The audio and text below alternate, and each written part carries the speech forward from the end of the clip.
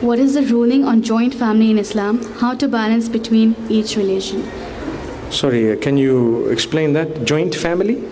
What is ruling on joint family in Islam? How to balance between each relation? Joint family, Habib? Joint family in Islam and how to balance between. What is the ruling You mean to live together with your in-laws and so on? Is that the understanding? Yes. Okay, all right. Okay, no, shukran. Sorry, I didn't get that first. So the question is, what is the ruling on living together as an extended family, and what is the extent of it? That's obviously, it's dependent on a lot of factors. It's not haram, it's permissible on condition that the rules of hijab are not, disregarded, and at the same time there is respect and modesty in the home. And that respect is very important because, if there are two brothers who are married and the one brother issues instruction to the other brother's wife, that's wrong. That's wrong. You need to have that respect and the limits that Allah subhanahu wa ta'ala has taught us. Similarly, you have adult children and each one bullies the other. So if you have a beautiful home with, a strong ethos and with strong, for example, Islamic inclination or moral values and so on, it can work.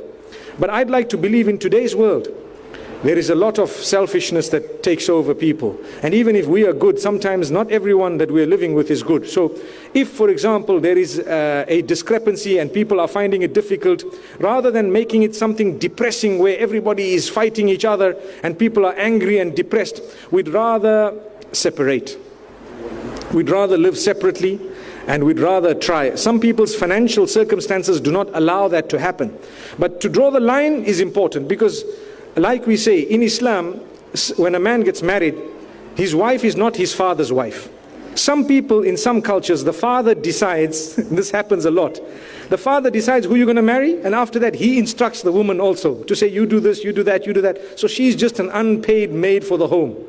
And subhanAllah, that's, some people don't mind, serving, but to be honest with you, there is a limit to it. If they're disrespected and just treated like a slave and everyone comes and dish instruction, then that's not right. That Islamically, the woman deserves her dignity and her respect, and she deserves her level, and she obviously deserves her privacy as well. And if she wants to forego that, if she wants to, for example, that's her right. If she would like to overlook it, no problem, it's her right. But if she feels that, look, I'm unable to practice my Islamic duty to Allah because of the way we're living, then the husband needs to look into a solution for that. May Allah make it easy for us. I don't mean to tamper with cultures, and I don't mean to change things, but I do mean to support those who are going through a lot of problems because of living together with people who are difficult. It's not easy. I'd rather live separately and sometimes even a bit of a distance and have respect with the rest of my family than to live together and everyone hates each other.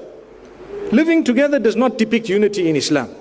But respecting each other is what depicts unity in Islam. I'd rather meet, once a month, once every 2 months on the occasion of Eid as a large family and be so excited and happy than to be in each other's face every day and swearing each other. May Allah subhanahu wa ta'ala help us. I've just given you an example. And people need to think, because a lot of the older people, especially those who might have made a bit of money and they have bigger homes, they insist on the son living in the same home after they're married. But hang on, you know what? It doesn't mean that everyone living together, shows the rest of the world that, oh, we're one close, big, nice, lovely family. Maybe each one is depressed and stressed in the home and the world thinks, ooh, mashallah, what a lovely home. We'd rather, use the solutions that are practical. And this is why I know of people who've shifted all the way to Dubai just to stay away from the politics. May Allah subhanahu wa ta'ala help us. May He grant us ease. May He open our doors really. Jazakumullah khair.